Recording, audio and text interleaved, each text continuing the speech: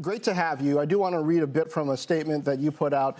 You say, since long before any of us were alive, discrimination and racism have held people back and perpetuated divisions. You go on to say all of us have the power and obligation to help bridge the divides in society, etc. Now, correct me where I might get anything wrong here, because there's only so much you can gather from pictures and surnames. You've got 3 senior executives in Philip Morris USA listed on your website. They're all white. Your board of Philip Morris International is all white and Asian. And of the 27 listed executives on your leadership team, I see 2 Asian men and 1 man from Latin America.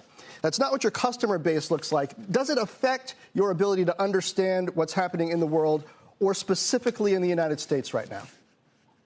Well, first of all, I want to remind you, Philip Morris International does not operate in the U.S. Our ex-parent company, Altria, does.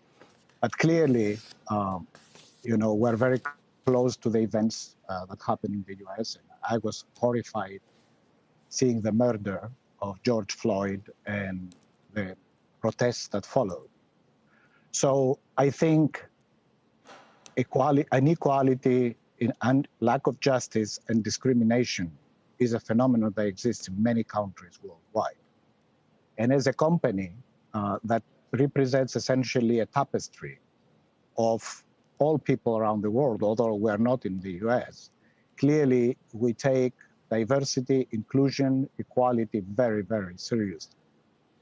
We are not perfect, I have to say, but I believe that addressing the issues we are facing, and which are and will be exacerbated by the economic aftermath of COVID. First of all, I think as companies, we can address the equality issue, at least in terms of equal opportunity, but also adequate and equal salaries.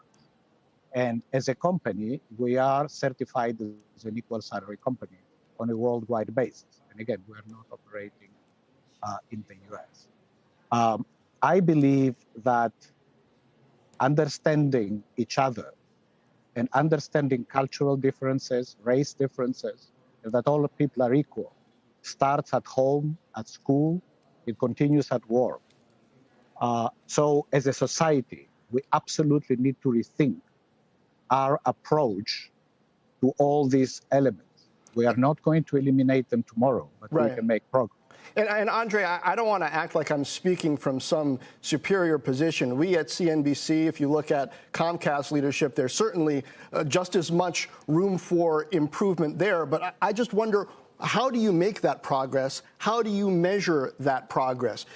Is diversity in the leadership team important when it comes to men and women, people from various areas around the world, or are there other things that are important? I mean, certainly your workforce is more diverse along those lines than senior leadership is. Does there need to be any move there? What's your philosophy on it?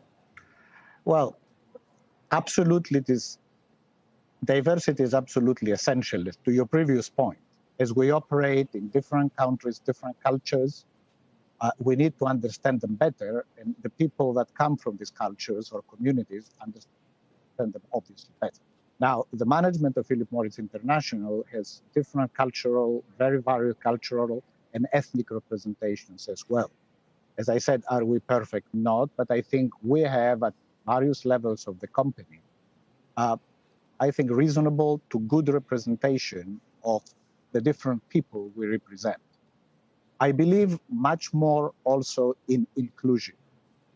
Being diverse is one thing, but listening to the opinions of people and putting the right people in the right project to make the right decisions by representing better the consumers to whom we sell our products, I think leads you to better decisions.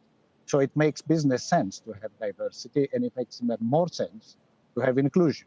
Now, to be inclusive, you need to understand the cultural differences of people, backgrounds they come from. It is not only the important thing of racial difference, which is preeminent everywhere, but many others. So I think dialogue, understanding has to be promoted. Solidarity is very important. And I think COVID, with all the negatives it has, gave corporations the golden opportunity to display even more solidarity.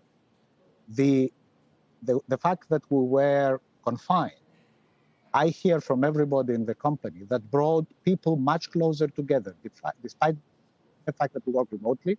And I think we can build on this and continue this momentum as we go forward and maintain the dialogue that increase the solidarity and diminish racial and other discrimination.